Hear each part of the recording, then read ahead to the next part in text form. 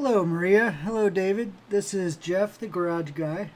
I've just finished your plan for your garage, and I wanted to show you the ideas I've come up with and get your feedback, and we'll see where you want to go from here. What you're looking at is the top view of your garage. And what the most important thing to point out here is basically the way I was able to design your cabinets. From the top, you can see that the cabinets are flush all the way across the front of the garage, despite what the walls are doing. Now, I know there's a couple holes here. We'll fill those in real life, unless there's a reason why you wouldn't want us to. But this thing's all screwed together into one unit, strong as can be. And I think it'll be a really nice look going across the front of your garage. So let's take another view here. All right, let's look at this top picture. Basically what I have here are very large cabinets on the left side. And we have a 3-foot wide cabinet, a 2-foot wide cabinet, and a 3-foot wide cabinet. These cabinets are nearly 8 feet tall and 24 inches deep. And by putting these cabinets, essentially 8 feet of cabinets here, it actually moves your refrigerator to the left of its current position. It's hard to tell here because of the angle of the picture, but basically the beam lines up with the right side of this refrigerator here. So it establishes an easier parking spot in the center for a longer car.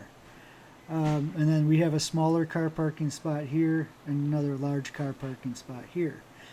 So after our 3 large cabinets, we have another 23-inch deep cabinet above the refrigerator, and then we continue with 2 more 23-inch deep cabinets to the right side of the refrigerator.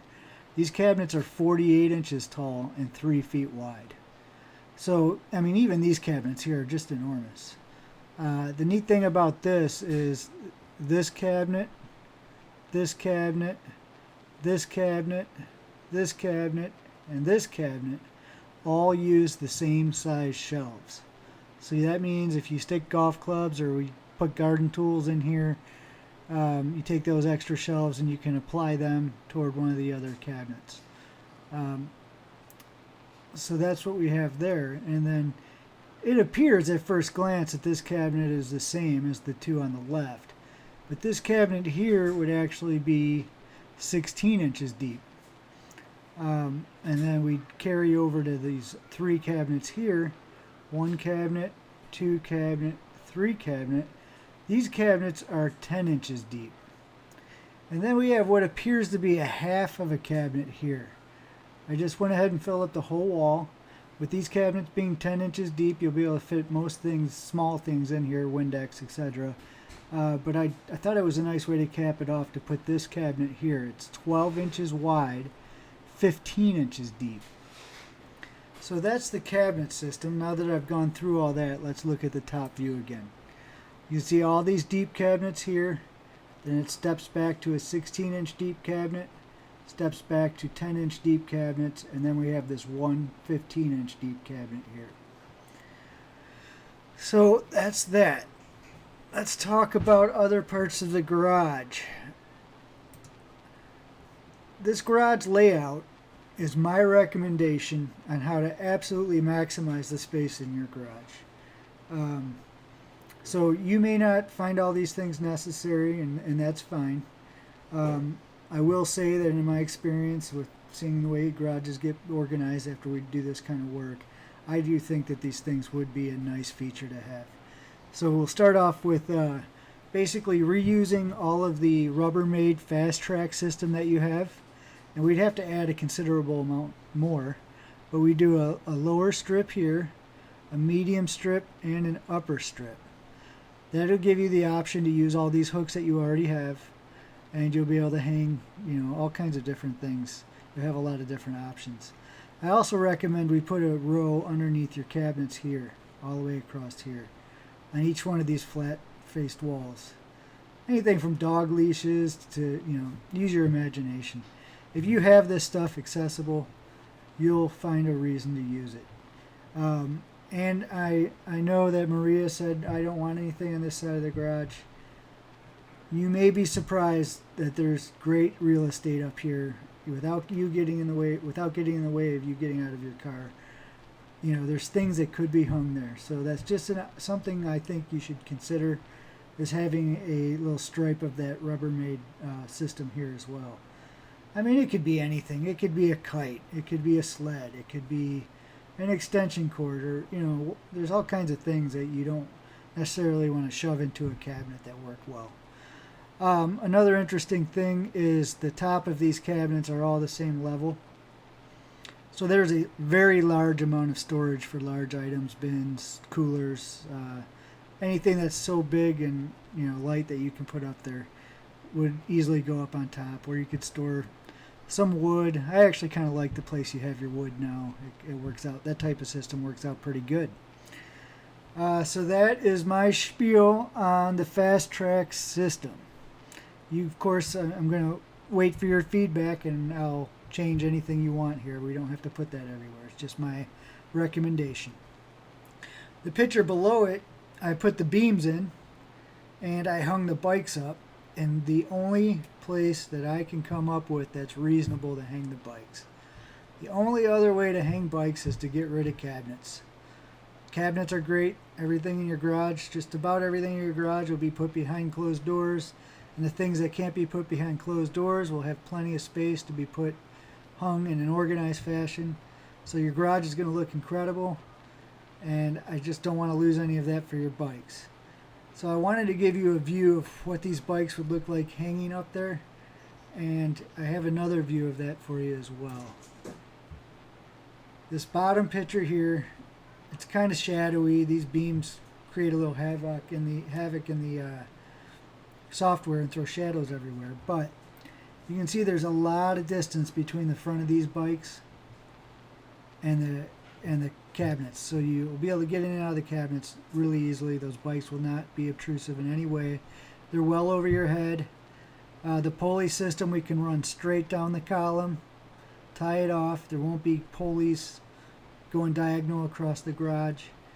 I really do, in my mind, I believe that is absolutely the best way to hang the bikes in your garage. The picture above that, it just gives us another view of what this cabinet system would look like. That nice clean look straight across. I'm pretty proud of the design. I hope you guys like it. It took me a while to figure out a way to get a nice looking straight set of cabinets on one of the wildest looking garage walls I've ever seen. So that's that plan. Now keep in mind colors. I can change all these colors. I can change the wall colors. I can change the cabinet colors. I can change the floor color. I can't very well capture the actual way that a floor coating looks, but I can get the general shade for you when we start talking about, what color do we want these different things. So if we go down another one, here's a couple of examples where I just played with some colors. I made the walls blue, and the cabinets here are called driftwood. The picture below is a little more realistic. The lights are tricky in this software, so it blows out some colors quite often. So that's a driftwood cabinet with a gray type of floor and blue walls. The shade down here, actually this shade up here, is the one I was going for, but with these lights and shadows, it's kind of hard to express on the software. So down here we have the white walls, the tan floor, the driftwood cabinets. That looks very nice. To be honest, the black stripes everywhere are throwing me off a little bit on colors. So, maybe white is the best way to go with having those black stripes. Here's white walls with the platinum cabinets. These are the darker gray cabinets, and white walls and a gray floor. You'll also notice a staircase I'd like to build if you want me to. We can figure out the color of that, or I could build something they can coat. I would need your feedback on that as well.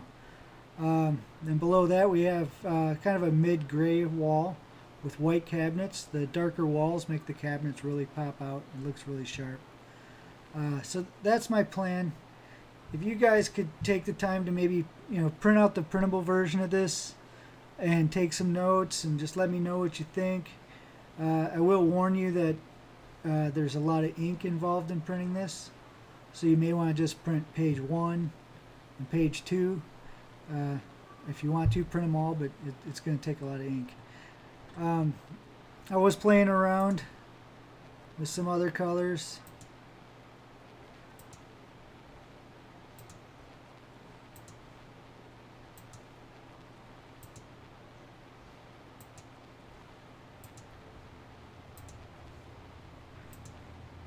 I'm sure some of those repeated themselves, but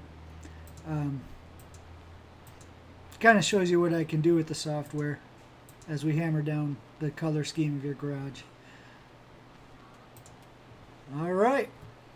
So if you guys could just give me a telephone call at 513-374-9344 or simply reply to the email, jeff@thegarageguide.com, and call me with any questions or email me with any questions. Any changes you want to make are more than welcome. And then what I want to do after I get your feedback is work on pricing. And then, of course, if price causes us to have to make changes too, that's more than welcome as well. So I appreciate the opportunity, and I'll talk to you guys soon.